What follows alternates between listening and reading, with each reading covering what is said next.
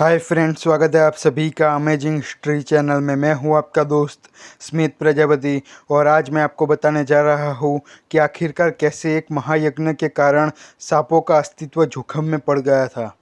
यह कहानी महाभारत में अभिमन्यु के पुत्र परीक्षित से जुड़ी हुई है। अगर आपने परीक्षित राजा को श्राप मिलने की घटना के बारे में नहीं सुना है तो लिंक डिस्क्रिप्शन में दिया हुआ है, जाकर ज़रूर देखें। ऋषि श्रृंगी के शाप के कारण 7 दिनों के बाद ही राजा परीक्षित की मृत्यु हो गई थी। राजा परीक्षित की एक गलती के कारण ही उनको यह मृत्यु की सज़ा मिली हुई थी, जो गलती इस सज़ा के लायक भी नहीं थी। इस बात का पता चलते ही ऋषि श्रृंगी के पिता समीक ऋषि ने परीक्षित के पास जाकर यह बात सुनाई। उन्होंने कहा कि विधि के धनुष से दुर्भाग्य का यह बाण तो निकल चुका है। तब उन्होंने परीक्षित से कहा कि तुम्हारा यह शाप तो वापस नहीं दिया जा सकता, पर तुम अपने गुरुओं से पूछकर अपना परलोक सुधार लो। तब ऋषि श्रृंगी ने जाकर यही किया और ठीक 7 दिन के बाद राजा परीक्षित की मृत्यु हो गई। जब इसके बारे में परीक्षित के पुत्र जन्मेजय को पता चला तो क्रोध में आकर उन्होंने उसी समय समस्त नाग जाति का विनाश करने का प्रण ले लिया। इसी के चलते उन्होंने बड़े बड़े ऋषि मुनियों को बुलाकर एक ऐसा यज्ञ करवाया जिससे समस्त नाग जाति का समूल नाश हो जाएगा। जन्मेजय के इस यज्ञ को शुरू करने के साथ ही यज्ञ की आहुति के स्वरूप में एक एक नाग आकर यज्ञ में खींचकर चले आते और भस्म हो जाते। जब एक के बाद एक कर लाखों सर्प यज्ञ में आकर भस्म हो गए, तब भयभीत होकर नागराज तक्षक ने राजा इंद्र के दरबार में शरण ले ली। लेकिन तब भी राजा जन्मेजय का महायज्ञ तो चल ही रहा था, जिससे इंद्रदेव का सिंहासन भी यज्ञ में तक्षक नाग के साथ भस्म हो जाता।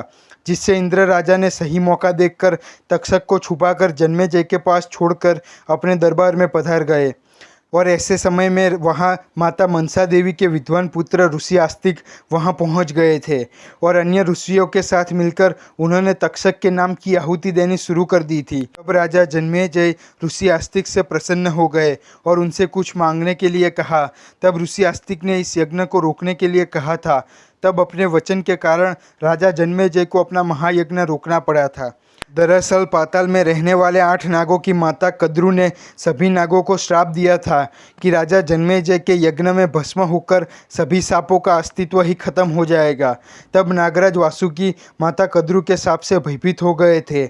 उस समय एलापत्र नामक एक नाग से उन्होंने चर्चा की थी। तब नागराज वासुकी को उन्होंने बताया कि उस समय सिर्फ बुरे नाग ही भस्म होंगे और यज्ञ के अंतिम समय में जरत्कारु ऋषि की संतान ऋषि आस्तिक इस यज्ञ को रोक देंगे और इसके लिए जरत्कारु ऋषि से नागों की बहन मनसा देवी का विवाह करना होगा और उनका पुत्र आस्तिक ही नाग जाति के अस्तित्व को बचाने का कारण बनेगा।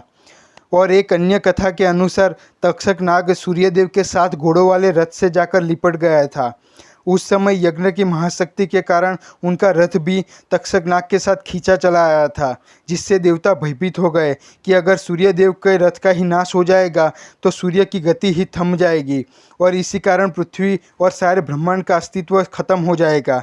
जिसके चलते उन्होंने जन्मेजय से प्रार्थना की और इसी कारण जन्मेजय ने अपना यज्ञ रोक दिया था। तो दोस्तों, यह वीडियो आपको कैसा लगा कमेंट करके ज़रूर बताएं और लाइक और शेयर करना ना भूलें। नीचे दिया गया सब्सक्राइब बटन दबाकर सब्सक्राइब करना भी ना भूलें।